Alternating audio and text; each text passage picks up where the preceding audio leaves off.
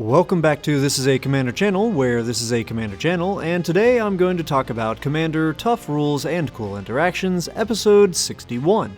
Today's episode is going to cover something I've touched on in previous episodes of how cards can be linked together through an ability, and how that linking is affected when a card's characteristics are changed. In the somewhat recent Warhammer 40k set, we got a card called Biotransference, so let's start off with reading with what it does.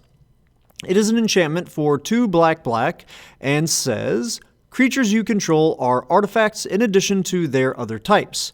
The same is true for creature spells you control and creature cards that you own that aren't on the battlefield.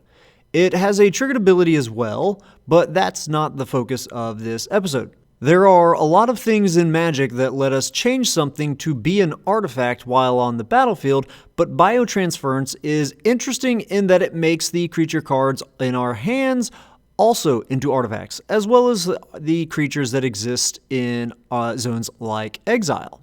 So if you had it out and then you played your prototype portal, what could you do with it? Before we answer that, let's read what Prototype Portal does.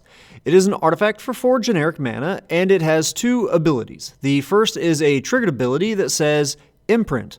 When Prototype Portal enters the battlefield, you may exile an artifact card from your hand.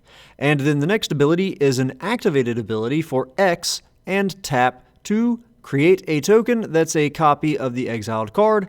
X is the mana value of that card. So you have a Grey Merchant of Asphodel in your hand when you play the Prototype Portal. Would you be able to imprint the Gary onto it? Yes, you would be able to. That part isn't too tricky, as at the time of the imprint resolving, the Gary is an artifact in addition to its other type, which is creature. But it does start to get tricky for the next part. What happens if I disenchant and destroy your Biotransference, and Gary becomes no longer an artifact? Can you still activate the ability on your Prototype Portal to create a token copy of Gary with him no longer being an artifact? Before I answer it, let's reread the activated ability one last time. It says, create a token that's a copy of the exiled card. So it just says the exiled card.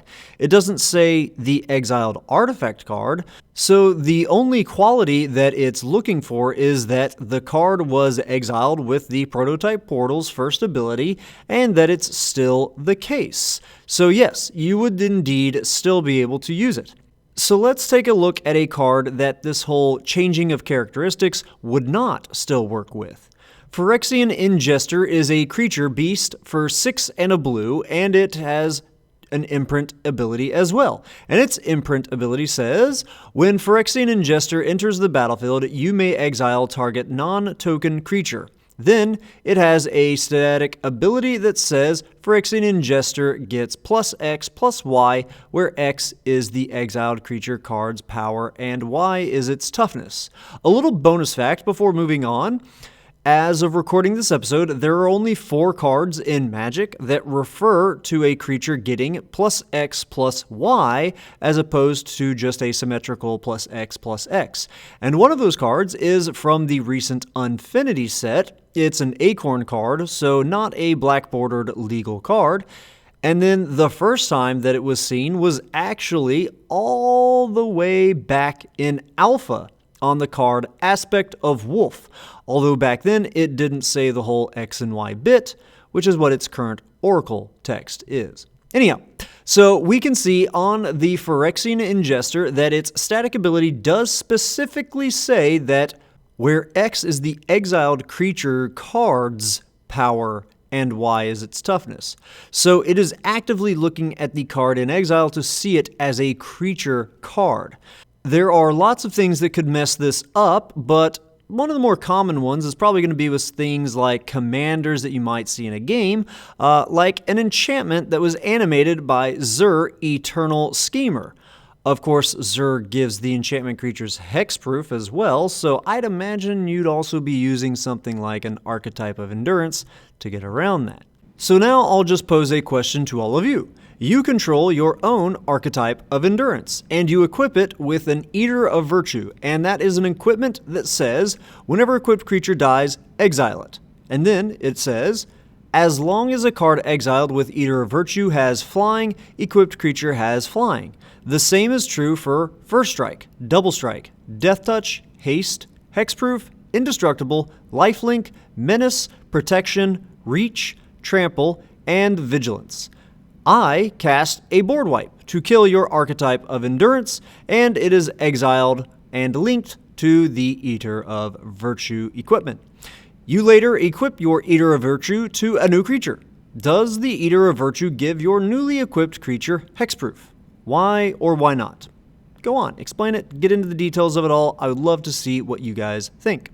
Anyhow, that's all I've got for today's episode. As always, I hope that all of you have found this video to be entertaining, at least, and I hope that a few of you have even learned something about these crazy rules in this great game of Magic. Have a good one. Ta-ta. Now, after reading this, I got a little puzzled. That artifact, the Eater of Virtue, it says that whenever a equipped creature dies, exile it. And then it also includes, as one of the things, indestructible.